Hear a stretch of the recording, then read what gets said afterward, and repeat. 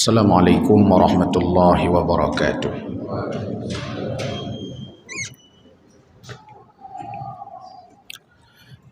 Alhamdulillah wassalatu wassalamu ala Rasulillah wa ala alihi wa sahbihi wa mawalah. Allahumma salli ala sayyidina Muhammad wa ala alihi wa sahbihi wa man tabi'ahu ila yaumil qiyamah. Allahumma subhanaka la ilma lana illa ma 'allamtana innaka antal alimul hakim. Rabbana zidna ilma warzuqna fahma. Rabbi shrah li sadri wa yassir li amri wahlul 'uqdatam min lisani yafqahu qawli birahmatika ya arhamar rahimin. Hadirin wal hadirat, jamaah maghrib yang dimuliakan Allah Subhanahu wa taala. Terus menerus syukur kita persembahkan kepada Allah atas kudrah dan iradahnya di malam yang mulia ini. Allah masih memberikan kita kesempatan hidup dalam iman, hidup dalam Islam, hidup dalam kesehatan dan kesempatan untuk berubudiyah kepada Allah Subhanahu wa taala. Selawat dan salam kita persembahkan kepada junjungan alam Nabi besar Muhammad sallallahu alaihi wasallam, teladan uswah hasanah, contoh bagi kita sekalian. Bapak Ibu hadirin wal hadirat, jamaah maghrib yang berbahagia, pada saat usia Rasulullah sallallahu alaihi wasallam hampir mencapai 40 tahun, maka Rasul sallallahu alaihi wasallam terus gelisah, semakin gelisah dengan melihat kondisi umat yang bukan mereka bertambah dekat dengan Allah, malah mereka bertambah jauh dengan Allah Subhanahu wa taala. Kegelisahan itu muncul pada saat Rasulullah sallallahu alaihi wasallam melihat berbagai macam fenomena sosial keagamaan yang terjadi pada masyarakat jahiliyah. Satu sisi mereka hebat, sisi yang lain mereka tak punya adab. Satu sisi mereka ahli dagang, tapi di sisi yang lain mereka tidak punya kejujuran. Satu sisi mereka adalah para seniman, para penyair, tapi di sisi yang lain mereka tidak punya akhlak kepada Allah Subhanahu wa taala, tidak punya akhlak kepada sesama manusia. Maka kalau seandainya kita melihat latar belakang jahiliyah itu, rupanya memang mereka itu bukan orang-orang bodoh. Jahiliyahnya engkau rurung bangai, tapi urung cara. Mereka orang-orang hebat. Jahiliyah itu orang-orang pintar. Bahkan profesi mereka luar biasa. Profesi mereka pengusaha. Profesi mereka pedagang. Sehingga mereka menjadi orang-orang kaya. Karena 99% kekayaan itu adalah dari pedagang. Dunia perdagangan, pengusaha. Begitu hebat jahiliyah itu. Mereka ahli dagang, bahkan perdagangan mereka bukan lintas kampung dan kecamatan. Sudah lintas negara. Dari Mekah ke Syam. Syam sekarang kan tidak ada lagi di peta dunia. Tapi kalau kita lihat Syam sudah terpecah beberapa negara di Timur Tengah itu. Yordania, Syam, Yaman, Syam. Jadi banyak negara Timur Tengah yang dulunya disebut dengan Syam. Sekarang sudah terpecah, artinya begitulah lintasan perdagangan yang dilakukan atau jalur dagangnya orang-orang jahiliyah tempo dulu. Mereka menjadi penguasa ekonomi orang-orang jahiliyah itu. Walaupun pada sisi yang lain, kehebatan mereka itu bukan karena hanya mereka itu adalah memang hebat dalam berdagang, tapi ada semacam ancaman, saling mengancam. Orang-orang jalur yang lain, komunitas yang lain bila berdagang diancam oleh mereka. Ahli syair. Maka di antara hikmah, dari banyak hikmah, kenapa Allah Azza wa Jalla menurunkan Al-Quran dalam bentuk uslub yang sangat indah. Karena untuk melawan kemampuan dan kelahiran jahiliyah dalam bersyair. Coba kita lihat uslubnya Al-Quran, kan indah sekali. Al-Qari'ah, mal-Qari'ah, wa ma adraka mal-Qari'ah. Lihat ujungnya itu. Indah memang. Walaupun Al-Quran itu bukan syair, tapi kalimat-kalimat gaya bahasa Al-Quran, penuh uslub gaya bahasa yang sangat indah untuk mengalahkan kelihayan daripada jahiliyah itu, yang ahli syair. Cara ngawak jahiliyahnya dalam bersyair, seniman mereka itu. Bahkan jahiliyah ini orang-orang yang bertuhan, bukan orang-orang ateis mereka. Hingga Quran menyebut, kalau seandainya kalian bertanya kepada jahiliyah, man khalaqakum? Siapa yang menciptakan kalian? Jahiliyah akan menjawab Allah. Pasti mereka akan jawab itu. Wa may yarzuqukum? Siapa yang memberikan rezeki kepada kalian? Jahiliyah pasti akan menjawab, la yaqulunna Allah. Allah. Siapa yang menciptakan, menurunkan air dari langit? Allah, mereka jawab. A antum takhluqunahu am nahnul khaliqun? Siapa yang menciptakan anak-anak kalian? Kalian atau Allah? Allah. A antum tazra'unahu am nahnuz zari'un? Siapa yang menumbuhkan tanam-tanaman kalian? Allah. Jadi jahiliyah itu orang-orang yang bertuhan sebenarnya, mengakui Allah sebagai Tuhan, bukan ateis. Jadi kalau ada orang tidak percaya Tuhannya, lebih parah dari jahiliyah. Metingkat jahiliyah mentang ipatih Allah sebagai Tuhan. Cuman yang kurang sama mereka, akhlak itu tadi. Akhlak sakaya hanam, ya seandai jihna akhlak beotu bawa jahiliyah. Luar biasa mereka itu.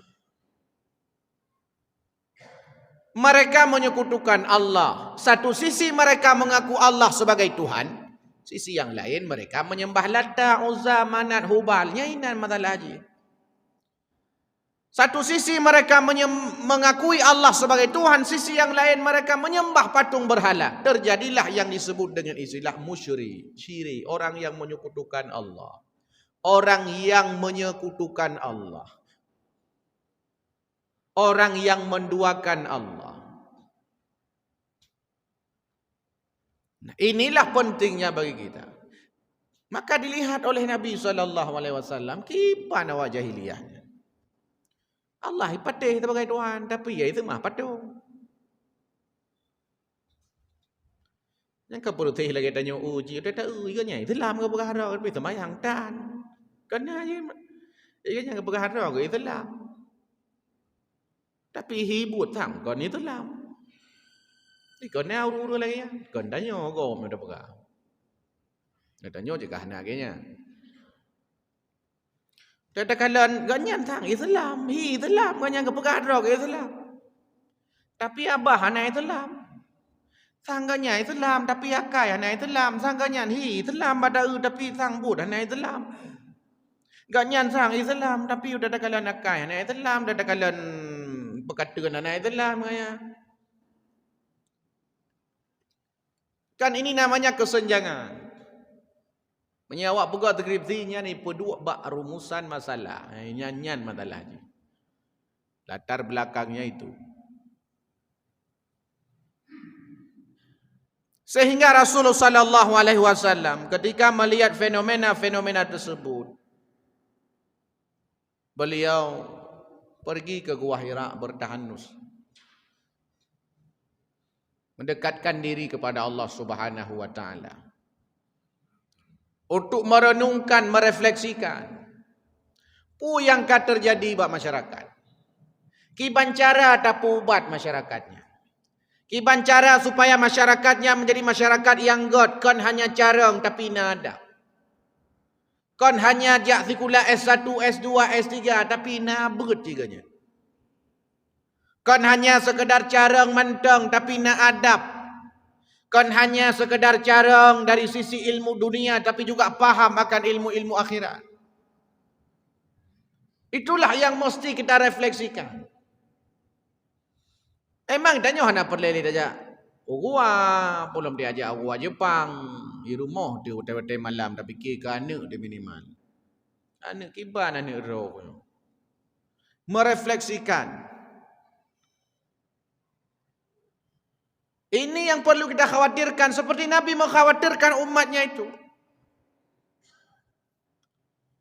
Sehingga terus-menerus beliau bertahanus di Gua Hira mendekatkan diri kepada Allah Subhanahu wa taala. Hingga datang malaikat Jibril. Kisahnya itu menjadi awal daripada sebab turunnya wahyu pertama. Hai Muhammad iqra, kata Jibril. Ma ana biqari. Baca hai Muhammad. Saya tidak bisa membaca. Sampai 3 kali diulang. Dipeluk oleh malaikat Jibril Rasulullah sallallahu alaihi wasallam. Sehingga Nabi gemetar, ya ke Nabi. Tibir ke Nabi. Siapa yang datang kepadanya itu? Bergetar Nabi sallallahu alaihi wasallam. Jadi jadilah wahyu pertama itu Iqra ayat 1 sampai 5. Kata Syekh Manna Khalil Al-Qattan dalam kitab Mabahis fi Ulumil Quran. Para ulama sepakat bahawa ayat pertama yang diturunkan Allah Azza wa Jalla kepada Rasulullah sallallahu alaihi wasallam Al-Alaq ayat 1 sampai 5. Perintahnya membaca. Nampaknya ringan perintah ini. Iqra, bacalah, telitilah, kajilah. Lihatlah berbagai macam fenomena sosial. Lalu selesaikan berbagai macam fenomena sosial keagamaan yang terjadi pada masyarakat. Iqra, baca. Bukan hanya sekedar membaca teks, tapi juga membaca konteks. Kan hanya sekedar tak baca apa yang mutulih, tapi tak baca apa yang hana mutulih. Maka ayat Al-Quran itu sebagai ayat-ayat qauliyah, sedangkan yang tersebar di alam semesta merupakan ayat-ayat kauniyah. Fenomena alam yang terjadi, fenomena sosial yang terjadi, apapun yang tidak tertulis, yang bagian daripada ayat-ayat yang mestinya itu dipahami, dibaca, dikaji, diteliti. Maka kenapa umat Islam hari ini ada kalanya disebut oleh orang pakan tanyuhan maju-maju? Di antara sebabnya itu kekurangannya. Kekurangan pekaan kita terhadap fenomena alam, kurang pekanya kita terhadap fenomena sosial. Sehingga kita ini tidak mau belajar. Hendak belajar li. Padahal perintah pertama Iqra. Bacalah. Kita kan takut kalau enggak salat. Kita nyoya dah mihan ada semayang yo. Pada dadanya baru pakan sama ya dah mihan ada semayang. Pakan ya ni. Karenanya wajib. Kau benar ke keliru? Betul wajib. Betul ini ayat dalam Al-Quran. Aqimis salat. Tegakkan salat, kerjakan salat. Wa aqimus salat. Zakat pakan bayar sampai wajib ki bahan dah bayar. Wa atuz zakah, tunaikan zakat. Pakan najak wajiran ki bahan tajak ka mampu ku oleh Allah dalam Al-Quran wa atimul hajja wal umrata lillah. Ada dadanya yang man pakan iron selama 3 bulan hantom nu baca pakan. Nyo di antara kedanyo nyo hana mandu murung baca. Padahal itu perintah pertama dalam Al-Quran, fi'lul amri, perintah. Bacalah. Dari sekian hari sejak pagi sampai sekarang, satu pertanyaannya. Padin bawah buku kabeh dah baca. Padin on kitab kabeh dah mutala. Berapa banyak jurnal yang sudah kita baca? Atau hanya sibuk dengan piala? Piala dunia. Melihat saja. Membaca. Oh musuhana lah minggu lamuronyo, lah minggunya pada bawah buku nak dah baca. Berapa kitab yang sudah kita sentuh untuk membaca dan mengkaji? Oh hana lah minggunya, lambulionyo pijut. Oh hana lamtonyo pijut. Paling tidak walaupun kita tidak membaca yang lain. Berapa banyak ayat Al-Quran yang sudah kita baca sejak pagi sampai nuhan malam. Dan kalau renungan iban. Kadang-kadang hana. Atau ada kalanya. Tidak mesti di rumah. Di masjid. Dia datang mayang. Hana di masjid. Di rumah. Dia datang ibadah.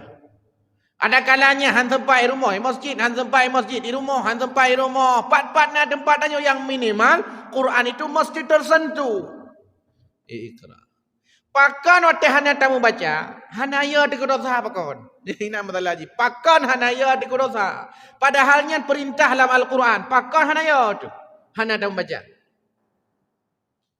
Ya ini yang perlu ditambah oleh orang-orang Islam. Katanya orang Islam nyo boleh ditambah. Budayakan membaca pada keluarga kita. Biasakan di ruang tamu kita bukan hanya kue. Ba ruang tamu tanya rumah-rumah tanya bek hanya kue sagai tak ada meja tisu dua bah. Tamah tak botuk benar buku bacaan mu dua bah ini ada meja. Sehingga orang ketika datang ke rumah kita bertamu rumah katanya kalau oh malaga tahu bukunya, oh malaga akak kitabnya, oh ma so pengarang kitabnya, oh ma putra so dalam kitabnya. Diskusi. Yo dia kan buku pada pu, perpus dan pada pu dia guru. Tiko baca. Ini kan kebiasaan-kebiasaan yang langka. Berapa banyak orang tua yang dia memberikan hadiah kepada anaknya berupa kitab atau buku. Nya ira ko punya merupa ranking salong belah buku cukup belagak atau. Berapa banyak orang seperti itu? Berapa banyak orang yang punya perpustakaan di rumahnya? Hana mandum nunggu. On bahan apa pedu onku. Ya kita hana apa pedu cuma buku tai rumah. Kita pita. Mudai tanya wan. Makaji tanya dah hana dia abu kita benar rumah. Tu hana dia abu tanya. Hantam pernah dia abu. Daya hantam daya. Nyan kita benar rumah. Pugar ju beraya apa binti. Pedu aja mulai dari matan takrib tu sunu juna pedang no. Matan takrib, kifayatul akhyar, bajuri, i'anah, mahli. Udu'ina akidah Islamiyah, taisir akhlak. Udu'ina kita kifayatul awam, ta'lim muta'alim, ihya ulumiddin, kitab dusuki. Udu'ina. Tanya dari ihya agak rumah piyoy katanya. Engkau berintau nani abud, hana aku abud. Man putra yang tu kitab. Nana baca. Hana. Maka pun bodoh hana masalah. Kalong kantungku anak long buja ke dengku. Kalong hantam pernah long baca, hanjat long baca karena long hana ilmu, hantam long pernah karena long merasa hana ilmu terhadap, tapi long peduk inan supaya ni long bergalak katanya.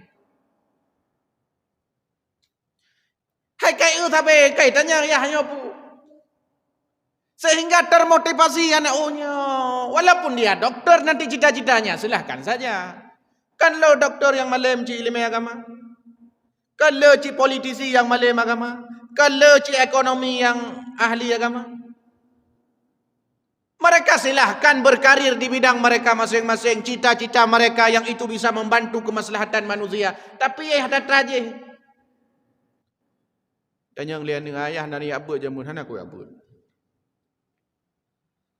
Supaya galak anak-anak tiga ada pumbung ke anaknya kalau ayah jamun. Dia muda-muda ayah. Maka haji pek dua kayak abud. Pek malam dia ajak abud. Anak ajak. Kalau ayah kibang kitab.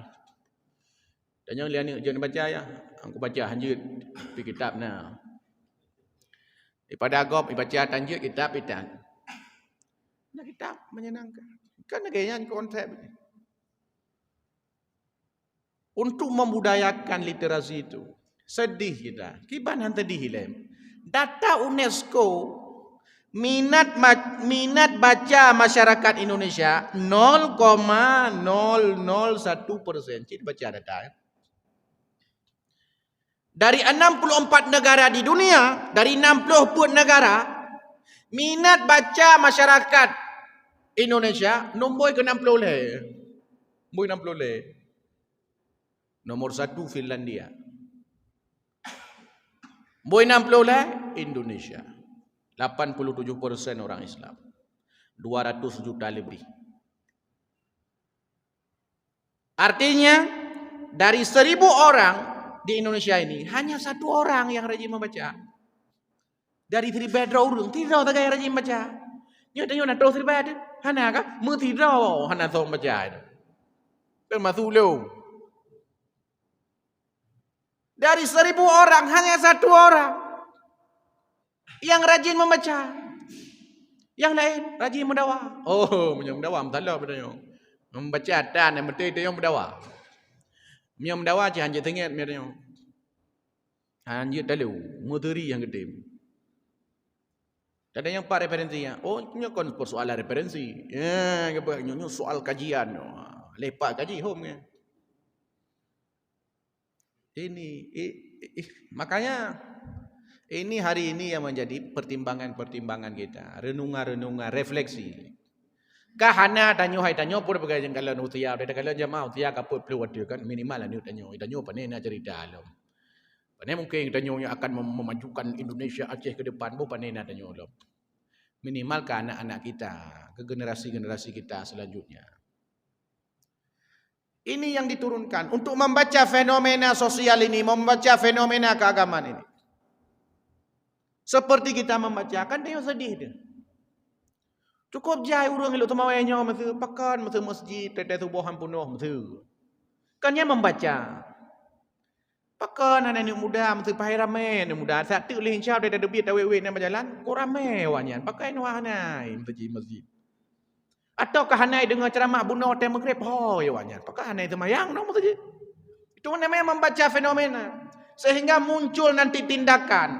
Lahir program. Lahir berbagai macam aktivitas yang mendekatkan seseorang. Keluarga kita paling minimal. Dengan masjid-masjid Allah SWT.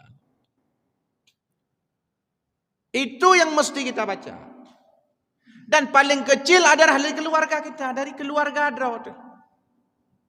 Kita yang punya anak kita, tamah pun cucu dan nyona melintai kedanyonya yang boleh. Jangan sampai kita saja yang masuk surga. Baik tapi tanyo tagai dalam surga melintai danyo dalam neraka tengok. Baik tapi tanyo tagai dalam surga, tucur danyo dalam surga. Dalam neraka. Pakan. Karena tidak ada hal-hal yang seperti itu. Bergetar Nabi SAW sampai keluar keringat. Itu biru Nabi. Gua rumah. Berjumpa dengan istrinya. Khadijah binti Khuwailid dikatakan oleh Nabi, "Ya Khadijah, hai Khadijah, zammiluni, selimuti aku." Tot-tot ke Nabi, lepi ya Nabi. Keun ba Khadijah, hai Khadijah, dah pelimbut lun, dah pelimbut lun. Apa yang terjadi pada diriku, kata Nabi, gepegah bak perumah, gecurhat bak perumah. Kiban pu yang terjadi baklongnya macam-macam gepegah le Nabi. Apa kata Khadijah? Wahai suamiku, tidak mungkin engkau itu dihina orang. Karena engkau ini adalah orang yang mulia. Tidak mungkin ada sesuatu yang menakut-nakutimu. Karena engkau adalah orang yang mau menolong sesama. Engkau adalah orang baik. Gebi motivasi li promo di Khadijah. Sehingga semangat Nabi. Nyan promo yang betul. Nyan promo yang betul. Tego la ko kerja lelah. Kebetulan le promo. Gerah ke joi, hawa kopi ke pegai kopi, hawa teh pegai teh. Dengar ke pelimbut. Ni yang berumah. Kan tahu rumah nak tahu berumah ni. Awak debu ya cok kero pada pui ku deh. Ana masa tak kuing kero. Kopi hawa de puta kero jo inai likut. Berumah ikut TV dengan nonton Ikatan Cinta. Ya, ida ko. Maka ini penting disampaikan pada keluarga kita.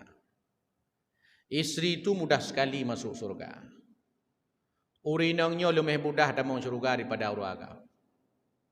Uragam menyeperlai mati syahid pajak lamprang nyawa taruhannya. Laki-laki kalau seandainya dia ingin mendapatkan kebaikan pahala besar, dia harus mencari nafkah. Kadang-kadang pekerjaan mesut tajak ulaut, kan bangat buat jak ulaut. Bahkan dah depu kali dadanya bapa urus jak ulaut. Tapi isteri-isteri kita, mereka salat 5 waktu, puasa pada bulan Ramadan, menjaga kehormatan dirinya, wa ta'at zaujaha, taat kepada suaminya. Dia boleh masuk surga min abwabis sya'at, dari pintu mana saja yang dia kehendaki. Ya, ni kalau ini.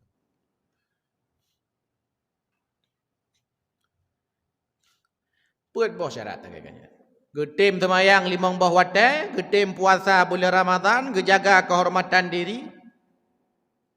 Wa ta'at zaujaha, taat kepada suaminya.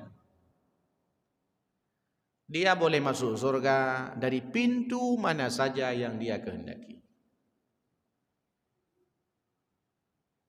Sehingga Khadijah, dia benar-benar melayani suaminya. Memang monosi, ditanya kadang-kadang promo tanya pakai menan, karena ditanya draw lebih menan, nyai tanya benar refleksi baju. Tanya punya perle promo de lagi titi hawa, tanya draw de lagi Nabi Adam. Tanya perle promo de lagi Zulaikha, tanya belagi Nabi Yusuf. Tanya perle promo belagi Khadijah, tanya belagi Nabi Muhammad. Tanya perle promo lagi Siti Hajar dan Siti Sarah, tanya belagi Nabi Ibrahim. Nyoi tanya kon perle promo lagi Atiyah, draw de lagi Firaun. Nya Haikab. Tabak izinnya cermin tanya cia. Katakan wajah draw tu bro, lalu bakaca bro ci. Pada mungkin tanya draw tu bro, lalu bakaca kalaga. Kecuali tak edit, mbak HP bisa laga. Atau tak edit, tak pegada hule, tak jauh hule tanya, tak buat gop, hule gop, tak buat tanya. Yang kahi ganteng tanya. Apa gantengnya yang penting bak muka je engko, kan bak badan. Hadirin yang berbahagia, itu yang dibaca Nabi SAW. Rupanya setelah bertanya Rasulullah SAW, Dikatakan bahawa yang datang kepada Nabi SAW itu adalah malaikat Jibril. Yang pernah datang kepada nabi-nabi sebelumnya, kepada para rasul sebelumnya, yang membawakan wahyu. Sejak itulah Rasulullah SAW diangkat menjadi rasul. Sehingga berbagai macam fenomena yang beliau lihat, beliau coba selesaikan, beliau dakwahi, dakwah oleh Nabi SAW. Sehingga perubahan terjadi 23 tahun, 13 tahun Rasulullah dakwah di Mekah, 10 tahun di Madinah, 20 tahun ubah urang jahiliyahnya menjadi orang yang dekat dengan Allah Subhanahu wa taala. Ubah jahiliyahnya 20 tahun. Bukan waktu yang singkat 23 tahun itu. Hampir seluruh hidupnya. Separuh daripada hidup Nabi SAW berdakwah, dicaci berdakwah, dicaci gebah agama, dicaci maki lagi. 20 itu. Maka tanya menyenana tu baru membelah tahun dengan tanya cukup batat di hana masalah na wate sekitar 7 tahun tu. 20 itu. Baik tanya 3 baru tayu temayang anu 3 baru kenal ada urus 3 baru tayu temayang anu. Hai tem dege kali. Pada hai 3 pada kayu 3 20 tahun payah ayu. 20 tahun. Purumah tetayu semayang hai tem semayang paling tahun kan kena kawin dua ni baru 30 tahun. Hana tinggal ya belah tahun tu. Artinya ingin mengubah sesuatu memang dia punya durasi yang lama. Nawatai hana mungkin lam seklap sem talabin abrakadabra hana. Pasti perlu waktu. Ketika kita duduk dengan anak-anak muda haji hawa ini hijrah ki bancara ilung ustaz butong ngan masjid, buek lo ibadah, belong tem hadiri majlis ta'lim. Bukan mudah. Kadang-kadang tajak kana godaan, di lung maghrib kai WA lengan 4 tajak kopi. Tabalah li tanya buat betul-betul jaro tabalah baik ile tajak kopi jino hai kuno dengar ceramah ile lincah jut. Jawab lengan oh mai lom nyo lincah na lewat te. Yang kagusar aju tanya oma nyo hana can ya debi aju. Bukan perkara mudah. Dan saya yakin Bapak Ibu yang hadir ke Masjid Jami malam ini adalah orang-orang yang sudah membiasakan ibadah ke masjid sejak puluhan tahun yang lalu. Mempelodon yang kau likut kata biasakan sehingga nyaman tadu masjid hang tiat tuan tadu masjid maka kali dah biasa kamu tonton kan. Walaupun dalam truk kadang-kadang 20 tahun nah yang kadro bahi. Yang 20 tahun maka kita tenang kedua kata. Tidak terpengaruh dengan berbagai macam hal lain di luar masjid. Mada pegah dia tanya-tanya muda takun le pekau orang tua hai kedua masjid pakai tanya hai kedua. Ibah hai kedua 20 tahun ka. Kita nyo baru 5 urat aja. Yang pi kadang maghrib mentau. Hana tengah jam bila meledu. Awoi masjid ba menjajak tak ke perut karu masjid. Ani waju hana mangat. Baik kalau jamaah lain mata dia tu mendang keno. Hana mangat ka ketajak rokam tambang jukunan. Karu mendamong ngajukunan mah pakan dengar ceramah ya ke dengar ceramah pre-pre WA lingon we on pe hanai WA seta WA ji hanai balah-balah lo le ho pija aji sehingga kata dua ino. Nah orang dalam tengah jam. Sehingga masalah demi masalah terus hadir pada diri kita. Gelisah, susah, stres, frustasi, depresi. Itu yang terus menghantui kepala anak-anak muda.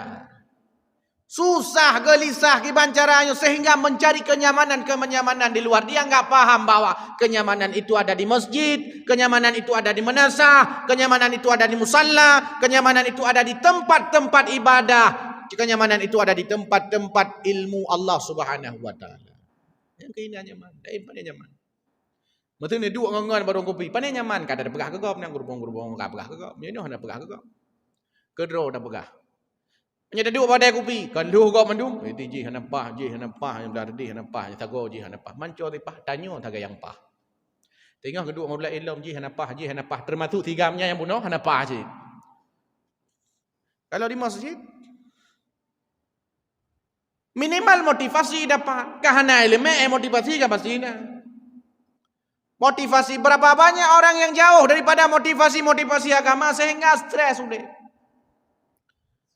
Frustasi hidupnya, stres, hanam tak dohanya, kenyamanan tidak ada. Hana nyaman. Maka dalam agama ini dianjurkan oleh Nabi, jangankan yang lain, makan saja disuruh bersama-sama untuk mendapatkan kenyamanan. Dapat johbu tidrau, dapat johbu. Ya handrau tidrau dapat johbu. Sampai ada seorang sahabat bertanya, ya Rasulullah, kami makan tapi enggak pernah kenyang. Wala nashma, kami enggak pernah kenyang ya Rasul. Tanya oleh Nabi, apa jo tidrau? Ada makanan? Oh, enggak boleh. Makanlah bersama-sama.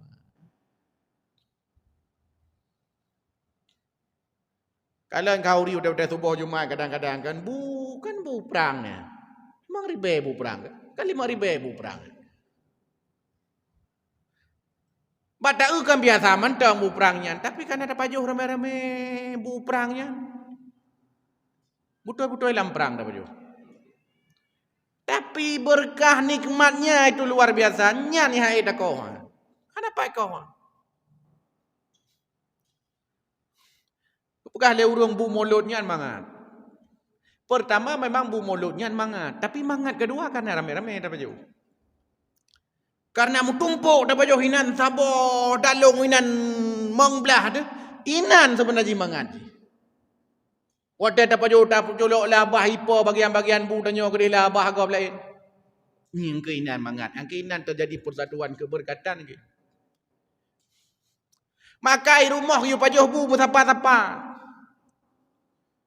Budak apa meja ada pajuh bu dengan rumah. Tanya pajuh bu pada pu rumah langkama. Ane icung amplam. Akibat cara harmoni keluarga le. Dan itu teori-teori psikologi seperti itu dia mengajarkan. Ada harmonisasi dalam keluarga. 23 tahun masih berubah. Nabi Nuh alaihi salam berdakwah 950 tahun lamanya berdakwah. 950 tahun. Pengikutnya dalam riwayat disebutkan, ada di antara riwayat menyebutkan 80 orang pengikutnya.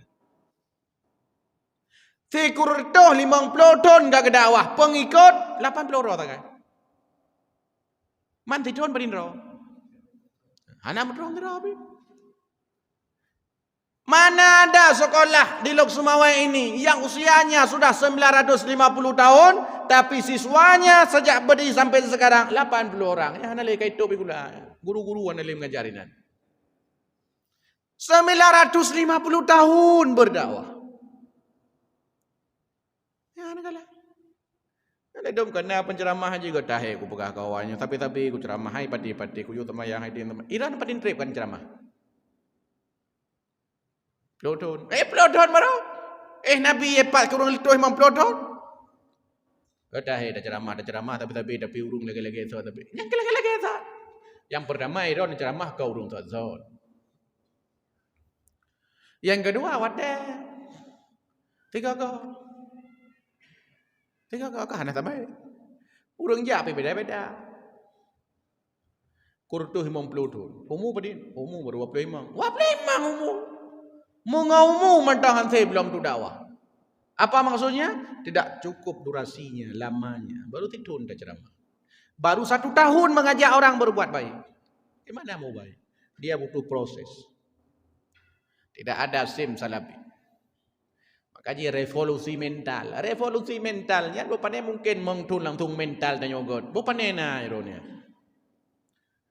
Nan mentang revolusi. Panen mungkin revolusi.